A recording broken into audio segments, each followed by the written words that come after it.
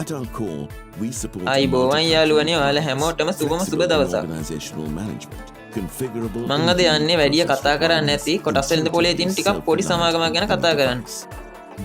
මේ සමාගමේ නම තමයි Senid Business Solution. මේ සමාගමේ තියෙන විශේෂත්වයක් තමයි මේක IT sector එකේ සමාගමක්.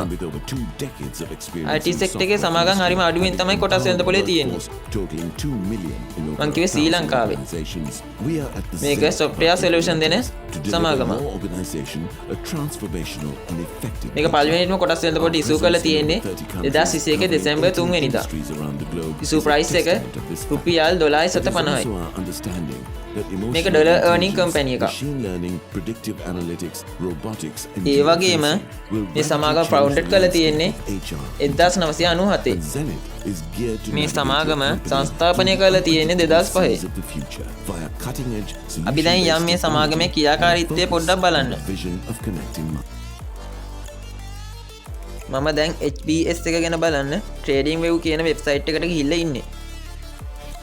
මේක තියෙන විදිහට රුපියල් 12ට තමයි ක්ලෝස් වෙලා තියෙන්නේ. මේ සමාගමේ වටිනාකම මේ මාසය තුලදී 111.11ක වර්ධනයක් පෙන්වුම් කරනවා. අවුරුද්ද තුල 5.26ක වර්ධනයක් වෙලා තියෙනවා වගේම අවුරුදු 5 තුල 152ක ඍණ වර්ධනයක් තමයි වෙලා තියෙන්නේ. ඒ කියන්නේ මේ කොටසේ වටිනාකම භාගයට භාගයක් අඩු වෙලා තියෙනවා.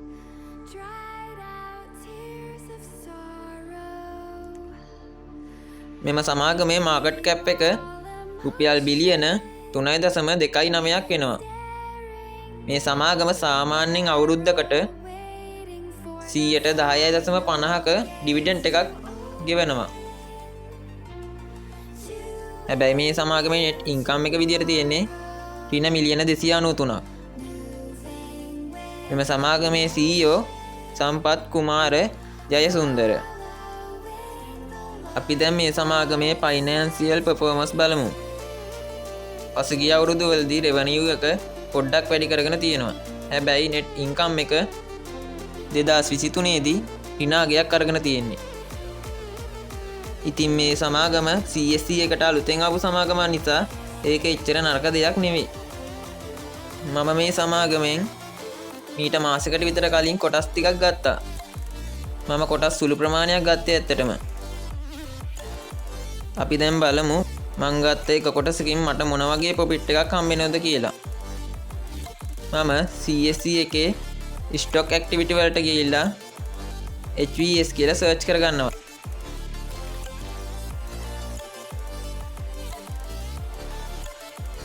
මේ තියෙන්නේ 2024 ඔක්තෝබර් 23 වෙනිදාට Senid එකේ එක කොටසක වටිනාකම.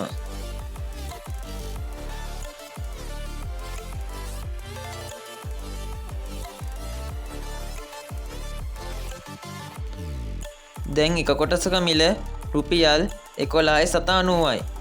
මම මේ සමාගමෙන් කොටසක් ගත්තේ රුපියල් 10.40කට. එතකොට එක කොටසකින් මට මේ මාසය ඇතුළත හම්බ වෙනවා රුපියලයි 750ක්. දැන් අපි බලමු මේ මාසය ඇතුළත මට මේ සමාගමෙන් 100ට කීයක ලාභයක් හම්බෙලා තියෙනවද කියලා.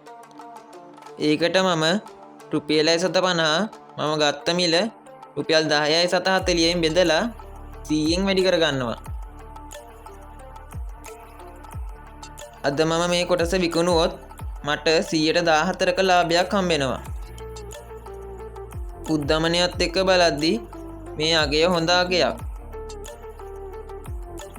ඉතින් ඔයත් මේ වගේ තොරතුරු දැනගන්න ඕන නම් subscribe කරලා අපේ channel එකත් එක්ක එකතු වෙන්න.